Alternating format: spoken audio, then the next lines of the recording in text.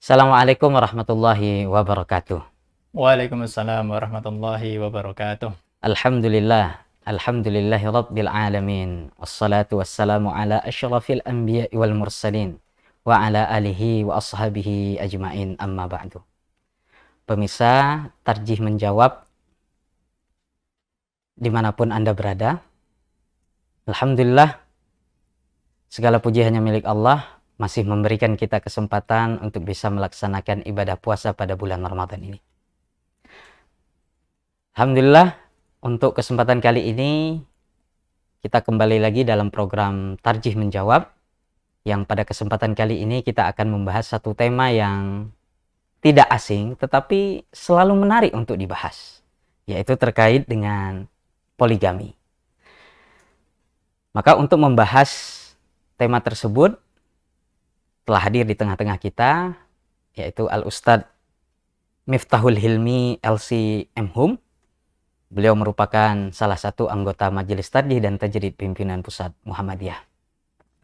Sebelum kita bahas tema tersebut, kita sapa dulu. Assalamualaikum Ustadz. Waalaikumsalam warahmatullahi wabarakatuh. Bagaimana kegiatan selama bulan Ramadan Ustadz? Alhamdulillah semuanya baik dan lancar. Baik. Ustadz Miftah, ini kita akan membahas satu tema sebagaimana tadi kami sampaikan.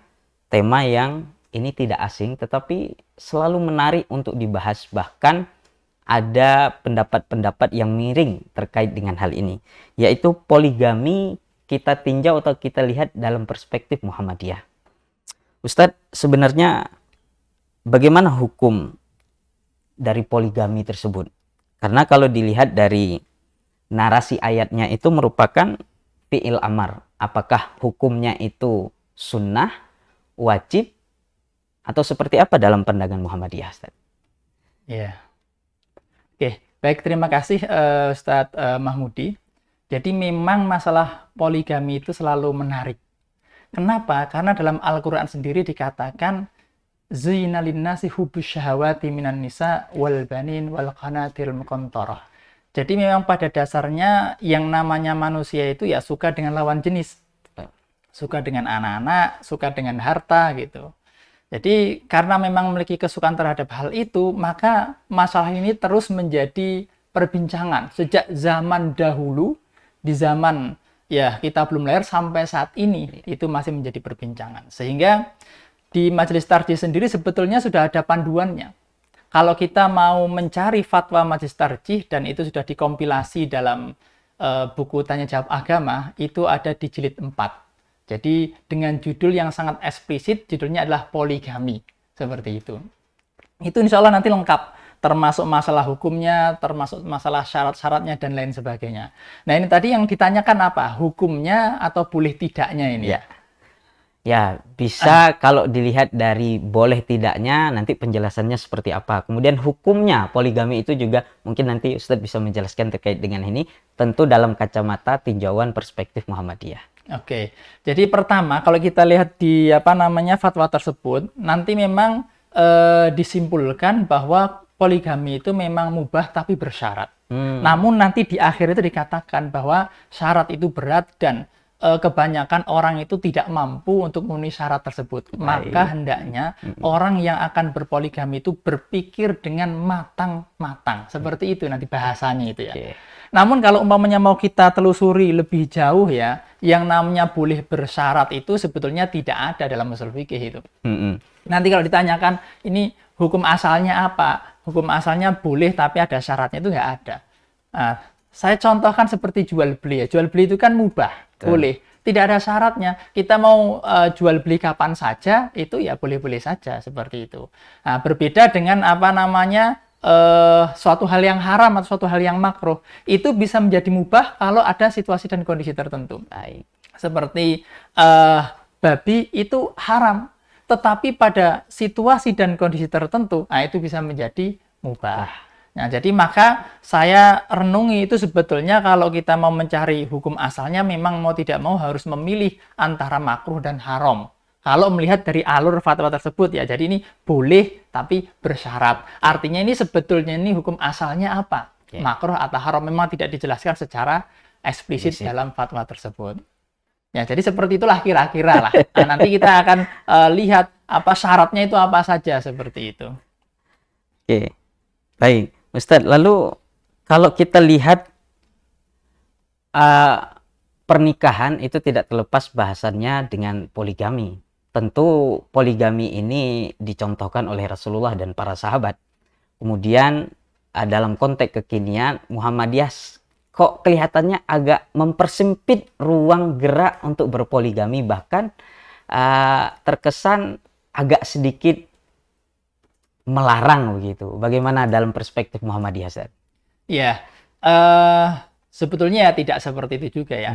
Di zaman Rasulullah Shallallahu Alaihi Wasallam itu kan juga pernah ada orang berpoligami. Jadi ceritanya nanti mungkin teman-teman, Bapak Ibu semuanya, jamaah semuanya bisa melihat itu di surat An-Nisa ayat ketiga. Nanti bisa membaca apa tafsir Ibnu Katsir. Di sana nanti disebutkan salah satu asbabun nuzulnya. Jadi Ibnu Katsir ini menukil salah satu hadis dari Imam Al-Bukhari, diceritakan bahwa ada seorang sahabat itu dia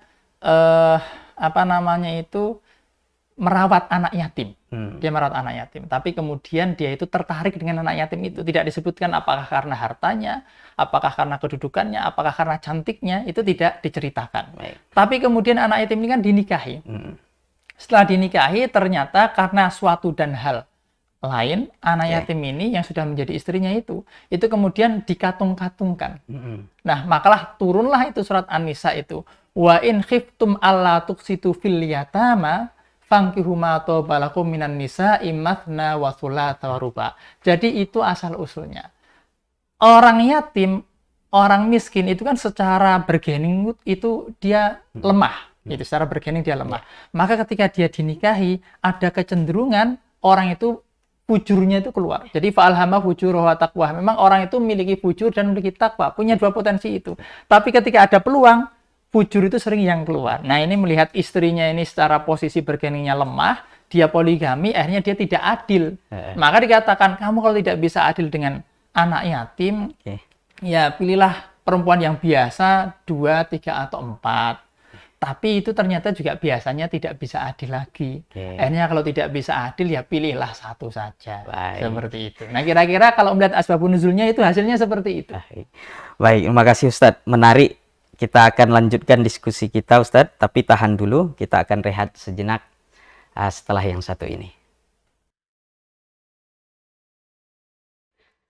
Pemirsa Tarjih Channel dan TV-mu yang dirahmati Allah, kita kembali pada segmen yang kedua, masih bersama Ustadz Miftahul Hilmi. Masih membahas tentang poligami yang ini tidak ada habisnya ketika kita bahas, karena memang masih ada pandangan-pandangan yang berbeda terkait dengan menyikapi poligami itu seperti apa. Baik Ustadz, ada pertanyaan, lalu bagaimana Muhammadiyah memandang poligami? Apakah mengharamkan atau seperti apa? Karena ada guyonan di warga Muhammadiyah bahwa laki-laki Muhammadiyah itu jangankan praktik poligami, mimpi poligami saja nggak berani. Kira-kira seperti apa, Ustaz? Ya, terima kasih Ustaz Mahmudi. Jadi itu kemarin ada yang nambahkan juga. Jadi orang-orang Muhammadiyah itu minal khaifin. Jadi termasuk golongan orang-orang yang takut, sehingga ada mubalik Muhammadiyah itu yang mengatakan ini semuanya pada ikut isti. Ikatan suami takut istri. Nah, itu ya. Jadi sebetulnya gimana itu ya?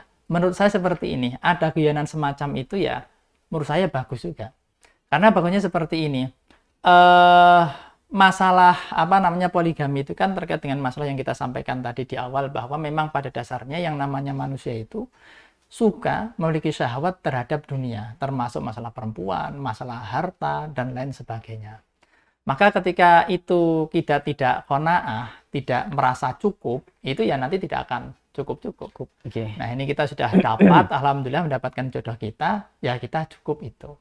Nah, ketika kita merasa cukup, kita bisa move on. Tapi kalau kita tidak cukup, kemudian mencari-cari lagi, kita nanti stuck di situ terus. Kapan kita bisa memberikan manfaat ke orang lain?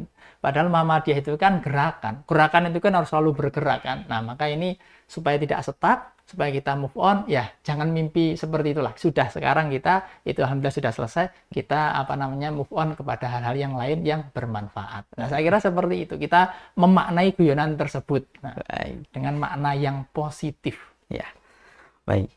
Ternyata memang guyonan ini juga sebagai bentuk pembelajaran, Ustaz, ya, bahwa memang poligami itu tidak semudah yang dikatakan dan dibayangkan. Ada hal-hal yang harus terpenuhi, jadi tidak sekedar mengucapkan sunnah Nabi dan dipraktekkan oleh sahabat, tapi ada hal-hal yang harus dipenuhi ketika seseorang itu ingin mempraktekkan poligami, sebagaimana tadi yang Ustadz Miftah sampaikan.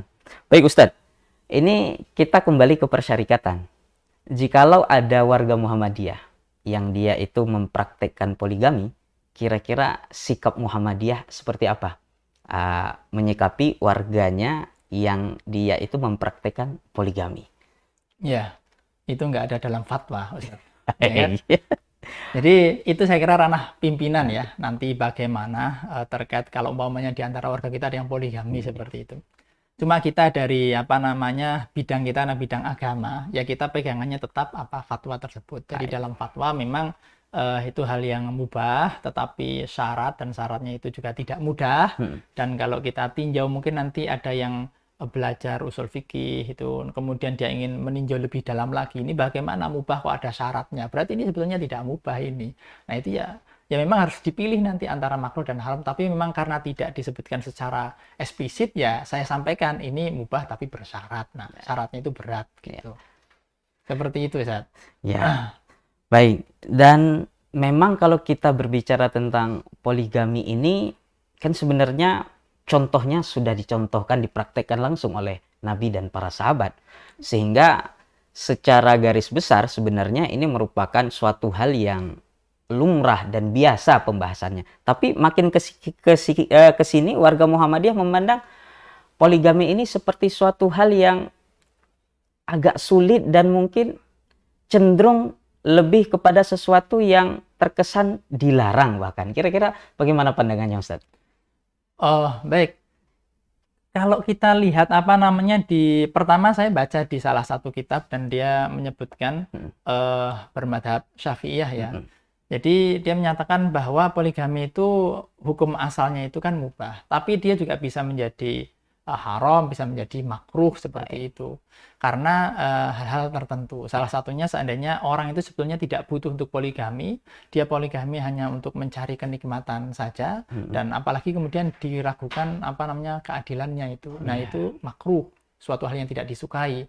Tapi seandainya dia kemudian berpoligami, padahal dia orang fakir, nggak punya harta gitu, berani-beraninya dia poligami, bagaimana nanti nafkahnya. Jadi keadilannya itu sangat ditanyakan. Ini bahkan bisa menjadi haram. Jadi sebetulnya di zaman dulu pun juga hal-hal semacam itu sudah ada, bahwa ini suatu hal yang tidak mudah, berat gitu. Termasuk di zaman Rasulullah itu, kenapa kemudian An-Nisa ayat 3 itu turun? Itu kan asbabun nuzulnya juga terkait dengan orang yang berpoligami, tapi dia ternyata tidak adil dengan poligaminya itu. Dan ini kalau kita analisis lebih jauh, mengapa dia tidak adil? Karena dia itu memilih anak yatim. Jadi kan dia merawat anak yatim, kemudian dia tertarik, anak yatim ini dia nikahi, kemudian dia katung-katungkan. Nah, dia tidak punya bargaining untuk bisa ya berkata kepada suaminya, menuntut kepada suaminya. Nah, akhirnya dia kan menjadi tidak adil. Maka dikatakan kan dalam ayat tersebut, "Fan khiftum alla tuqsitu fil yatama fankihu ma tabalakum minan nisa'i mathna wa thulatha wa ruba'." Ternyata banyak orang itu walaupun poligami dengan orang yang tidak yatim, dengan yang bergeningnya sama, itu juga banyak yang tidak adil. Sehingga diteruskan ayat tersebut, "Wan khiftum alla ta'dilu fawahidah." Nah, kalau tidak bisa adil ya satu saja. Jadi kira-kira alur logikanya seperti itu. Baik, terima kasih Ustadz. Ini untuk segmen yang kedua sudah berakhir. Kita akan melanjutkan pada segmen yang ketiga. Tapi sebelum itu kita rehat sejenak setelah yang satu ini. Pemirsa Tarjih Channel dan TV-mu yang dirahmati Allah, alhamdulillah kita kembali lagi pada segmen yang ketiga, pada segmen yang terakhir, masih membahas tema seputar poligami. Nah, untuk itu kita masih bersama Ustadz Miftahul Hilmi sebagai pemateri Ya. pada kesempatan kali ini. Ustadz, ini menarik ya, karena memang yang namanya poligami itu ya sesuatu hal yang dibolehkan. Artinya tentu ada syarat-syaratnya. Bahkan cenderung nanti ada yang makruh, ada yang sunnah, ada yang wajib, katakan saja begitu. Nanti kami mohon penjelasan terkait dengan syarat-syarat ini Ustadz, terkait dengan orang-orang yang dibolehkan dalam berpoligami. Baik, Ustadz, pertanyaannya begini Ustadz. Muhammadiyah itu berpandangan bahwa asas pernikahan itu adalah poligami. Maaf, asas pernikahan itu adalah monogami. Dan poligami dianggap lebih banyak mudaratnya. Lalu kenapa Al-Quran menarasikan dalam firman-Nya yaitu menggunakan kalimat amar atau kalimat perintah? Kira-kira seperti apa Ustaz? Ya, terima kasih Ustaz Mahmudi. Jadi memang dalam memahami ayat Al-Quran itu ya unik ya. Coba kita lihat pertama masalah perintah. Baik. Tidak semua perintah itu kemudian wajib. Ya kan Ustaz? Jadi ada dalam sebuah hadis itu fa'ilam tastahi fasna ma syi'ta. Fasna ma syi'ta itu kan perintah. Baik. Bertindaklah, bertingkah lakulah, terserah kamu kalau kamu itu tidak malu. Tapi ini kan bukan perintah kemudian kita terserah kita mau ngapain saja. Tidak seperti itu kan. Kita semuanya tahu apa berdasarkan pemahaman bahasa kita, kalau kamu tidak malu, sana kamu berbuat terserah kamu. Nah, ini perintah ini bukan wajib. Seperti itu kan. Berdasarkan rasa bahasa. Kemudian saya contohkan dengan yang lain juga. Jadi nanti dalam surat Al-Jumu'ah itu فَإِذَا قُضِيَتِ الصَّلَاةُ فَانْتَشِرُوا فِي الْأَرْضِ وَابْتَغُوا مِنْ فَضْلِ اللَّهِ. Jadi ketika salat itu sudah ditunaikan salat Jumat, itu kan kemudian diperintahkan فَانْتَشِرُوا فِي الْأَرْضِ. Kita disuruh bertebaran di muka bumi dan mencari karunia Allah. Itu kan perintah. Kalau itu dimaknai wajib, maka bapak-bapak ini yang sholat Jumatan selesai, itu tidak bisa duduk-duduk, tidak bisa menghitung jumlah sedekah atau jumlah sedekah dari para jamaah. Tapi dia harus fantasirulat keluar dari masjid nyari karunia Allah. Kalau itu wajib. Kalau tidak dia dosa. Jadi tidak semuanya perintah itu kemudian dia menjadi wajib. Itu pertama. Lalu yang kedua terkait dengan asas pernikahan. Jadi ini kenapa kok Muhammadiyah itu melihat asas pernikahan itu monogami.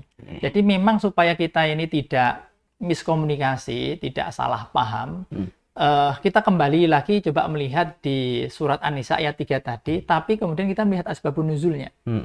Tadi sebetulnya sudah kita sampaikan bahwa ada fenomena sahabat itu yang dia merawat anak yatim, kemudian dia tertarik, kemudian dia nikahi. Kemudian dia mengatung-atungkan anak istrinya dia tadi. Jadi dia tidak berbuat adil terhadap istrinya yang yatim tadi. Mengapa? Memang kata mengapa ini tidak dibahas dalam kitab-kitab Furos. Ya, ini yang sebetulnya kemudian kita melihat di situ. Mengapa kok ini poligami dengan anak yatim kemudian dia tidak adil? Memang kalau anak yatim itu kan secara sosial bergeningnya dia rendah, tidak kuat. Sehingga manusia itu kan punya dua potensi, ya, fujur dan takwa. Maka fujur itu akan muncul ketika dia pertama ada niat, yang kedua memang ada peluang. Nah, ketika dia melakukan poligami semacam itu, maka peluangnya menjadi besar tidak adil. Dia kemudian tidak adil. Sehingga dikatakan, "Fen khiftum ala tuksitu fil yatama fankihu ma tobalakum minan nisa mathna wa thulatha wa ruba'." Tetapi ternyata ketika orang itu poligami, 2, 3, dan 4, itu juga sering sekali memunculkan hal-hal yang tidak baik. Ya, sehingga dia tidak berbuat adil. Maka dikatakan, "Fen khiftum ala ta'dilu fawahidah." Maka satu saja. Lah ini asasnya kok di belakang pilihannya. Harusnya kan kalau asas itu ya pilihannya di depan. Sebetulnya ini biasa juga. Dalam hadis yang lain kan ada. Jadi hadis tungkahul mar'ah li arba. Jadi kita itu kalau mau menikahi wanita itu ya pilih 4 kriteria. Pertama apa? Pertama yang dalam redaksinya Bukhari itu pertama adalah 5 liha. Kemudian lihasabiha, baru jamaliha, baru diniha. Jadi urutannya itu pertama harta. Yang kedua kemudian nasab dia, kemudian yang ketiga itu baru kecantikannya dia, yang terakhir agama. Tapi mana yang paling penting? Yang paling penting agama, dan agama itu disebutkan di akhir. Jadi masalah urutan penyebutannya saya kira itu tidak masalah selama kita bisa memahami secara komprehensif. Jadi itu terkait dengan apa namanya asas pernikahan itu monogami, dan yang kedua tadi terkait dengan apa namanya itu apa tadi Ustaz? Ya, syarat-syarat hal-hal yang diperbolehkan, atau orang itu kita tidak memungkiri bahwa memang poligami itu diperbolehkan. Tapi ketika dibawa konteks kekinian, ada hal-hal yang harus dipenuhi seperti syarat dan lain sebagainya. Kira-kira seperti apa, Ustaz? Baik. Memang pada akhirnya dalam fatwa kita di apa namanya fatwa tarjih di buku Tanya Jawab Agama yang jilid 4 itu memang pada akhirnya ya memang itu boleh poligami, tetapi memang dengan syarat adil. Namun kalau kita lihat di fatwa yang terbaru, bisa dilihat di website Fatwa Tarjih, nanti bisa dicari ya website Fatwa Tarjih, kemudian tulis poligami, nanti akan ada Fatwa Tarjih, judulnya agak panjang, tapi saya lupa itu, tentang menikah dengan 4 orang. Nah, di sana disebutkan, sehingga di situ saya simpulkan, memang syaratnya itu pertama dia itu harus adil dan bisa membuktikan keadilannya. Gitu. Jadi itulah yang susahnya di situ. Adilnya itu di mana? Adil itu kan wadu syai'i fi mawdu'ihi. Jadi meletakkan sesuatu pada tempatnya. Sehingga kalau itu hak, ya berikanlah kepada yang berhak. Kita harus bisa memberikan hak istri kita, hak anak kita, hak orang tua kita, itu yang pertama. Dan semuanya harus bil ma'ruf. Lalu yang kedua, kita juga harus bisa membuktikan keadilannya. Bagaimana caranya? Istri kita harus ridho, ya, dengan secara tertulis. Kemudian keridhoannya ini, kerelaannya ini juga harus disampaikan di depan pengadilan. Di depan pengadilan dia harus menyampaikan bahwa dia rela untuk dipoligami. Lalu yang terakhir, ini hakim juga harus menyetujui si laki-laki itu akan berpoligami. Seandainya dia orang laki-laki yang adil, ya dia harusnya tidak mengapa dengan syarat seperti ini. Dia harus bisa membuktikan bahwa dirinya adil. Seperti itu. Inilah yang kemudian kita sampaikan, oh ini syaratnya berat. Seperti itu. Saya kira seperti itu, Ustaz. Baik, terima kasih Ustaz. Dari diskusi kita bisa simpulkan bahwa memang poligami itu sesuatu yang memang disyariatkan, tetapi ada hal-hal yang harus dipenuhi untuk mencapai ke sana. Nah, oleh sebab itu, pada segmen yang terakhir ini, tadi sudah disampaikan Ustaz Miftah bahwa memang asas dalam pandangan Muhammadiyah pernikahan itu adalah monogami untuk menghilangkan hal-hal yang dapat memudaratkan dalam proses pernikahan atau menjalani rumah tangga. Baik, saya ucapkan terima kasih Ustadz atas kesempatan kali ini, menarik pembahasan yang kita bahas pada kesempatan kali ini.